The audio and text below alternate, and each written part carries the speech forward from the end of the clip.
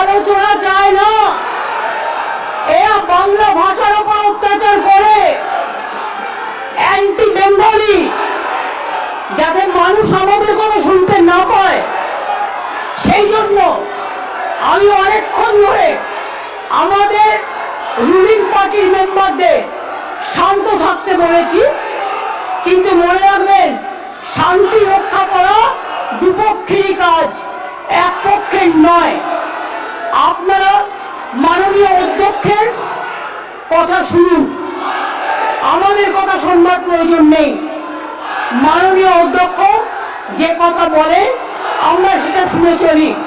এই যে কাগজ ছুটছেন বিধানসভায়, এটা কিন্তু অনৈতিক, আনপার্লামেন্টারি, আনডেমোক্রেটিক এবং ইলিগাল। এরা চায় আমি যদি বাংলা ভাষায় কথা বলি, মানুষ যদি আমারটা জানতে পারে, তাহলে এদের মুখোশ খুলে যাবে।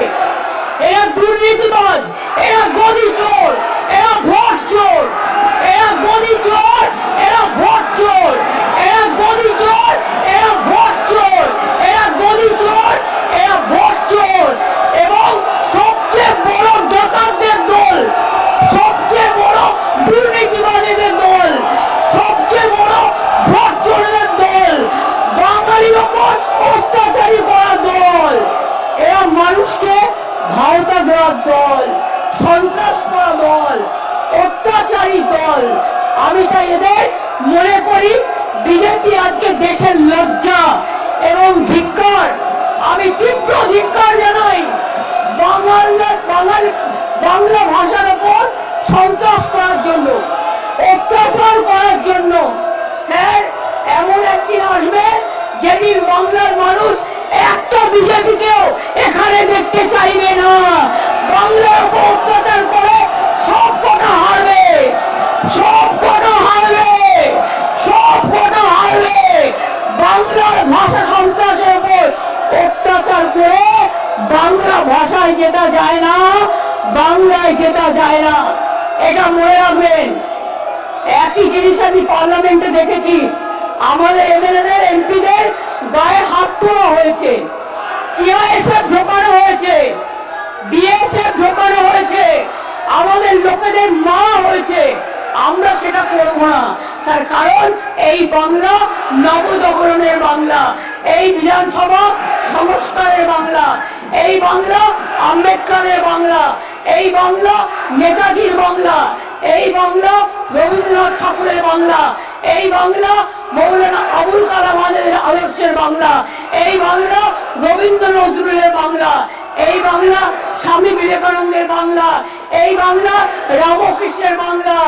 এই বাংলা মনে রাখবেন, এই বাংলার মানুষ স্বাধীনতা আন্দোলনে রক্ত দিয়েছে। এদের তো তখন জন্মই হয়নি, এদের পার্টি তখন জন্মই হয়নি। আর নেই দরকার আপনারা বলার কেউ নেই, ওটা মানুষ আপনাদের বলবে। আর নেই দরকার কেন্দ্রে বিজেপি সরকার, আর নেই দরকার মোদীর সরকার, আর নেই দরকার গুন্ডাদের সরকার, আর নেই দরকার অমিত শাহ সরকার। চোর চোর, বিজেপি চোর, বিজেপি চোর, মোদী চোর, ভোট চোর, ডেমোক্রেসি চোর, সব চোর।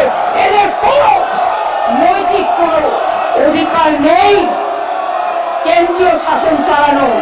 আরে অপেক্ষা করুন, আর কিছুদিনের মধ্যেই যাবেন, তখন কোথায় যাবেন, কোথায় যাবেন?